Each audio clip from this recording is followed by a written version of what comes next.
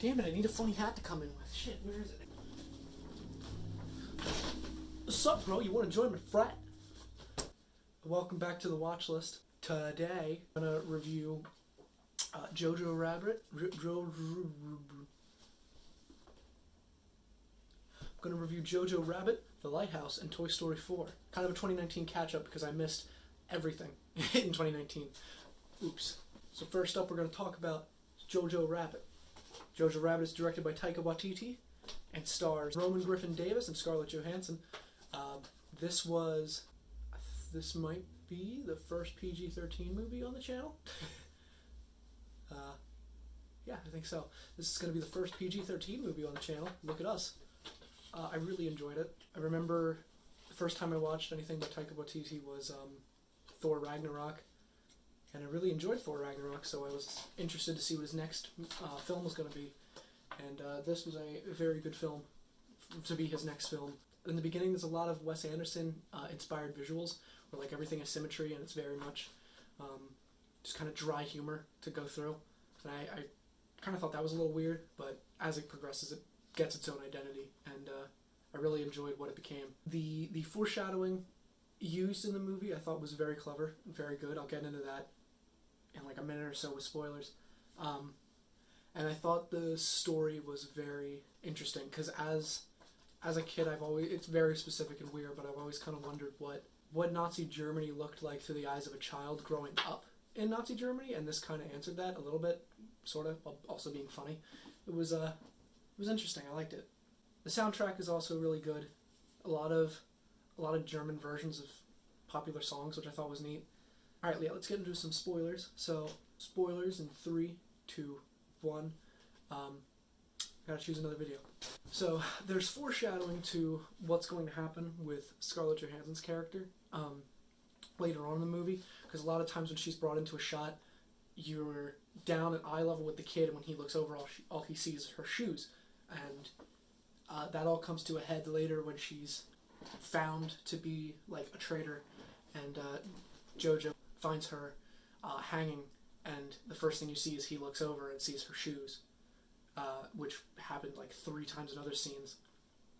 And I thought that was a really interesting way to foreshadow all of that. The ending with the final battle of America taking over, I thought could have been better. There's just a thing about this movie being PG-13 that it doesn't really allow you to see how traumatic it would have been through a kid's eyes. And I know that's not the tone it's going for, but this movie gets dark a lot of times, and then it tries to pick itself back up, like what just happened wasn't as dark as it was. But I thought because it's rated PG-13, it wasn't allowed to get as dark as I would have liked it to get, just because I feel like seeing some of the things that he sees through his eyes as a kid it would have a lot more of an impact if it was able to have that R rating and give us like a visceral kind of look. Like Sam Rockwell's character at the end basically sacrifices himself so Jojo can live, and you don't see what happens to him, but you hear that he's shot. And I mean, there's kind of an argument to be made there that like you don't need to be shown it because you know what happens. It's just a thing where it's like you should have seen it through Jojo's eyes and see what he saw, but it's okay. I thought the idea of there being like a Jewish girl in his house and Jojo, who's so about this Nazi life, having to deal with the fact that this Jewish girl is in his house and like he has to try to get along with her, or else she's going to say something, or if he says something, she's going to do something. Like, I thought that was really cool and interesting. But overall, and spoilers, but overall, I really enjoyed this movie. I have my minor complaints with it, but I really liked this one. Like, even though it may not seem like it, I really, really, really enjoyed this movie. Now, I have not seen everything from 2019. I have not seen Parasite yet. I haven't seen The Irishman yet. 1917. A lot of stuff I haven't seen from 2019, just because they weren't showing in theaters near me or something, or I was too busy to go see it. So I'm kind of playing catch up right now. But so far, out of everything I've seen from 2019, this is my favorite. This sits at the #1 spot on my list of 2019 movies, which I have in my letterbox. That's up to you. But this is my favorite movie from 2019 that I've seen so far, and I give it a solid 4 out of 5. Definitely closer to a 5 than a 3, but a solid 4. Alright, the next film we're going to talk about is The Lighthouse. The Lighthouse. I also forgot I do have Jojo Rabbit also on Blu-ray, so... I don't know where to begin with this one. The Lighthouse is directed by Robert Eggers. It stars Robert Pattinson and Willem Dafoe, and that's about it. If you don't know anything about it, there's not a whole lot I can say about it without like getting into spoiler territory, because there's so much that happens that is spoilers. Because you're not supposed to know anything really about this movie going into it. So I guess skip this part if you want to see the movie yet. So I guess I can say The Lighthouse is about Robert Pattinson's character and Willem Dafoe's character watching over a lighthouse for a month. And it's just them. It's just the two of them, so a lot of the movie is just based around the two of them interacting. And something goes wrong and wacky hijinks ensue. And it's a psychological horror. Before I get, into spoilers, I'm grasping at straws here. I think this is Willem Dafoe's best acting work I have seen from him. I think Robert Pattinson was also really good, but he's definitely overshined by Willem Dafoe. And I think the cinematography is fantastic. The aspect ratio they chose to go with, which is almost a perfect square, was brilliant for the cinematography, because I think it really helped with framing the shots and how it had to look. Because it's black and white, the lighting I know had to be a lot harsher on the actors, and I think it looks really good. The special lens they made for this movie really did it justice. I really enjoyed what I saw, though I didn't enjoy it the first time. And with that, I'm going to get into spoilers. So, spoilers in 3, 2, 1, time code's here. This movie's bizarre. I didn't know what really to think about it. It took me 4 days of thinking to really understand if I liked it or not. I think that's solely just down to I didn't know what to expect, and I think I'm an idiot. But it was very much just like stuff happens, and then it continues like nothing happened. Like 20 minutes into it, it seems like Robert Pattinson drowned and he's dead, and it's like nothing happened. It's really strange. There's like a Cthulhu monster, there's tentacles, there's a mermaid. It's a weird character study, I guess. I kind of view it as it's Robert Pattinson's character's like purgatory state, like is this lighthouse, because he did some really bad stuff before he got this job to look at the lighthouse, and both the characters' names are Thomas, and I kind of view it as Willem Dafoe is the sense of reasoning, and Robert Pattinson is the psychotic side that's like slowly taking over. Until he eventually kills off Willem Dafoe, which is the reasoning side, and goes off to do his own thing, which is look and see what's in the lighthouse, in the bulb. And it's never shown. I don't think it needs to be shown what's in the lighthouse. And then once he sees it, he falls down the stairs, and then the next scene, he's outside naked being picked apart by birds. I don't know. It was very confusing, but that's the point, and I did enjoy it for that. I think it's a really good artistic movie. Definitely had a vision. I think I'm just too dumb to understand that vision. I definitely want to see it again. I have not seen it again. I've only seen it once, and then I put like 4 or 5 days to thinking about it. I did enjoy it. It was just weird. It's one of those movies I want to show to people and hear what they thought about it. But overall, I think I give it... and spoilers here. The other thing that I want to mention too, actually, outside of spoiler talk, is... Oh, there we go. The choice of music was interesting, at least. I really liked the atmosphere the music gave, and the weird visuals. Because when the movie wanted to get weird, it got weird, and I did enjoy that. So see it for yourself. I think everybody should see this at least once. It's definitely not going to resonate with everybody. It has not resonated with me yet. I'm definitely open to it, though. I want to see it again. But as of right now, I forget where it sits on my Letterboxd, but I think it's kind of in the middle because I'm very confused about it. But even still, just for directing, cinematography, acting, and all of the technical aspects, it's a solid 4. 4 out of 5. Jojo Rabbit kind of got away with getting a 4 out of 5, even though I think kind of some of the shots were kind of flat and blandish. It gets away with a 4 out of 5 just because of how it resonated with me.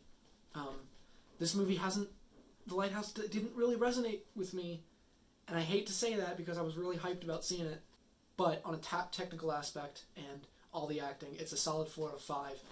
If I watch it again and it does resonate with me now, I will give it a 5 probably, but as of right now, it's in a really weird gray area for me.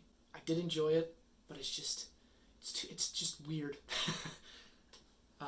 But with that, we'll move on to our third and final movie. Hold on a second. Alright, the last movie we're going to talk about is a film I like to call Disney Pixar Don't Sue. It's Toy Story 4. I caught up on Toy Story 4. I'm a big fan of the other ones, so I didn't see what the point of making a fourth one was.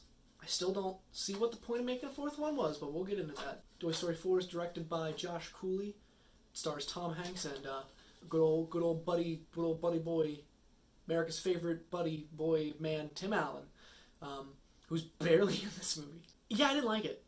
This is the worst Toy Story. Even saying that, it's still good. Just not the best. It felt more like a spin-off than a true sequel, and I think that was just because Toy Story 3 wrapped up everything so nicely that it needed to feel like a spin-off to have its own identity.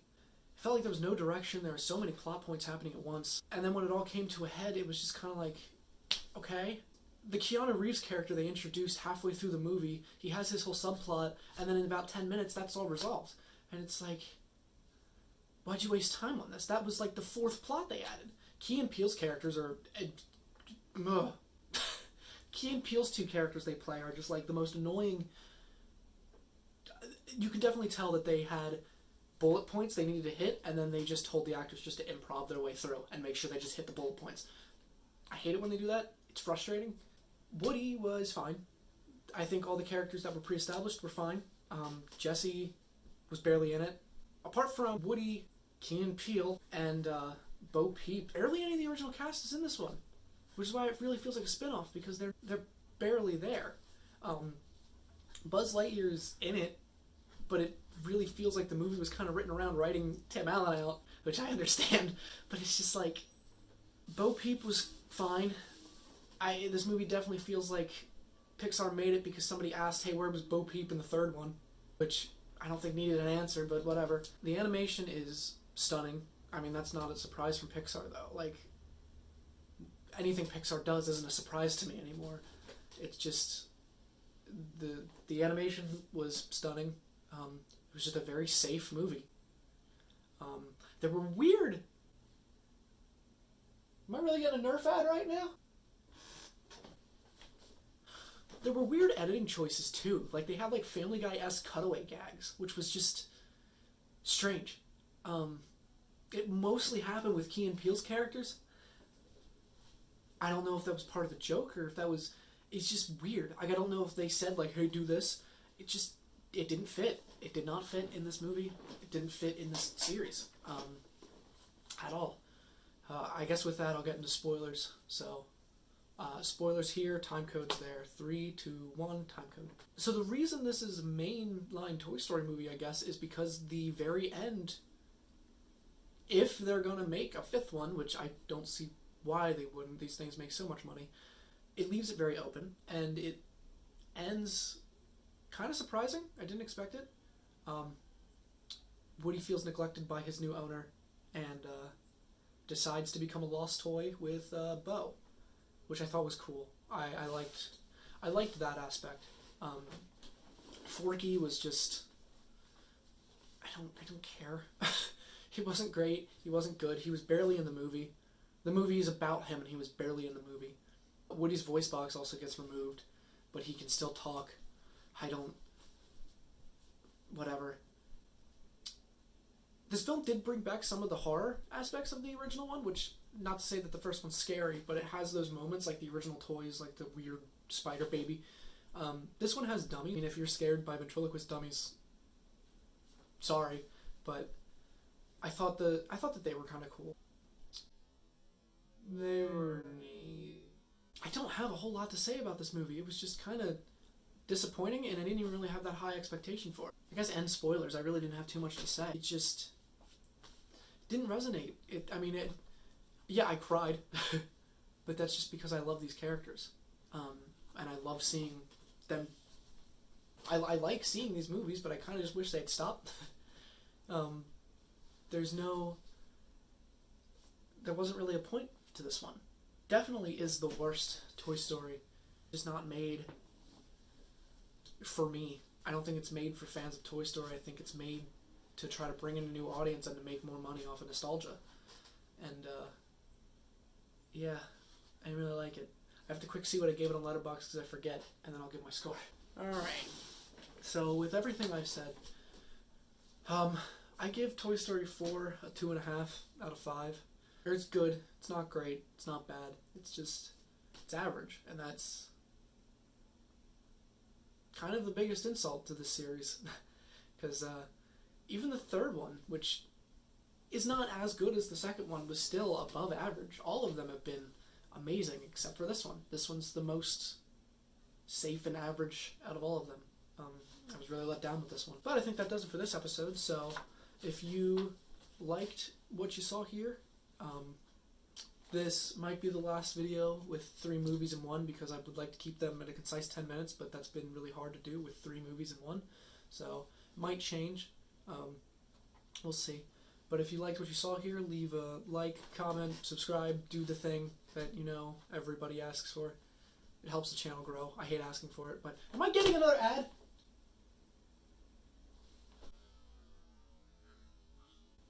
Voodoo! But it helps the channel grow, and I hate asking for it, but what are you gonna do? Follow my Twitter in the description and my Letterboxd. My Letterboxd will let you'll be able to see what movies I might be talking about next. Then we'll leave it there. Thank you for watching, and I'll see you all in hell.